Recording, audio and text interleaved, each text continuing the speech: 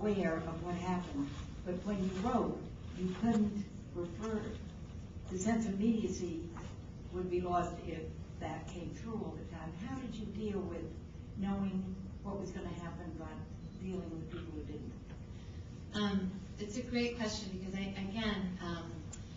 I was really interested in trying to imagine the war before it became the good war, before we were in the kind of, I mean, it's so iconic, World War II.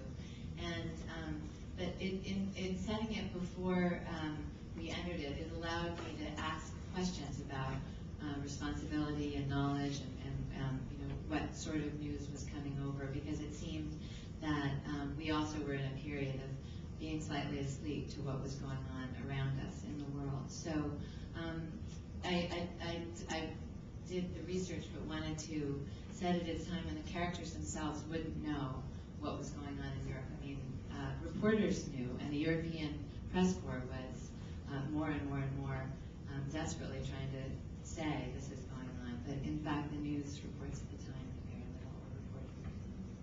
So we have a question just over here. I was actually really impressed with how you brought all these details about World War II, and particularly about the Blitz, into the story. I was sort of interested in hearing a bit about your process of researching and then sort of integrating that into a story, into a fictional story. Well, one of the great things about research is that it just leads you deeper into the abyss of more research. And there's so many great stories that you uncover. When I knew that I was going to be doing a radio reporter, because I feel that a voice telling you what's happening has another story beneath it. You know, you hear the timbre of somebody trying to deliver the news. And so I was doing much reading around the Blitz, in books. But it was when I went to the Museum of Radio and in Bowie, Maryland, where there's every radio on the planet there assembled, and an enormous archive of Edward R. Murrow's broadcasts. And I was sitting in a tiny room with 4 retired men in their 80s who work in the museum, and they played this broadcast of Murrow, who was narrating going on a bombing mission over Berlin. And it was 70 years later, and the 5 of us are in this room weeping because there is his voice, and it's so alive. And in some ways, it was Murrow's voice and Shearer's voice and other broadcasters that just made it come alive and made me want to capture that kind of immediacy.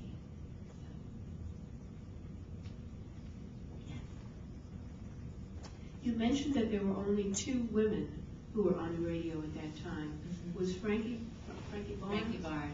Yes. Was she modeled after either of those women? She existed before I knew that there were women. But when I found that there were women, I was really glad, because then it meant that she wasn't just a total figment of my imagination. But there were 2 women who. One, Mary Marvin Breckenridge, who broadcast for Murrow in this way, sort of narrating daily scraps of life. And she only was on the air for 6 months. And there was another woman, Betty Watson, who CBS took off the air because they felt that women's voices were too light and too high, and not the proper timbre, literally, to be reporting war stories, battleground stories. So Frankie wasn't modeled on them specifically, but they did exist. And there is a reporting of one of them, Mary Marvin Breckenridge, broadcasting from Amsterdam. It's in the archive.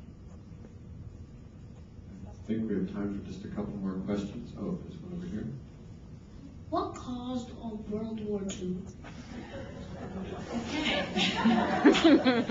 That's a great question.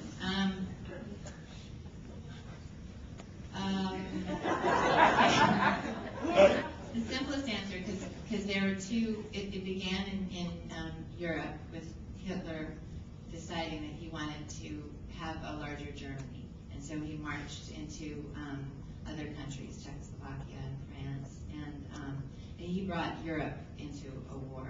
And we, the Americans, didn't enter that that war until over in Japan, we were bombed by the Japanese, and then the wars came together. So it had many different beginnings, but I think the simplest answer is that Hitler started it. But that's a good question. We have one last question, not related to war guilt.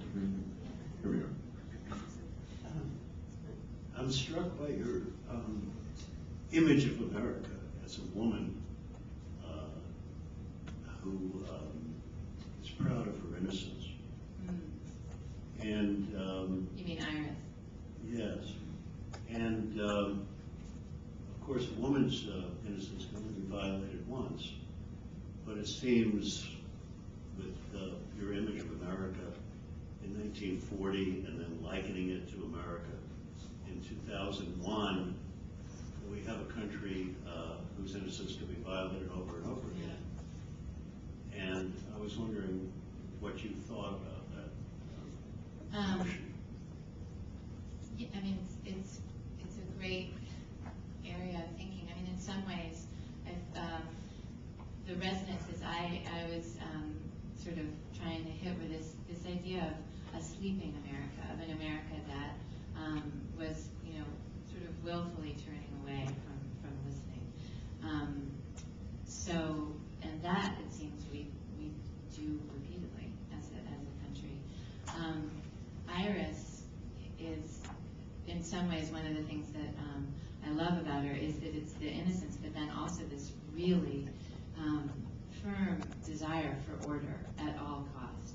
That paper should mean something, and that things that are sent out then come back and are delivered. And so it's true. It repeats.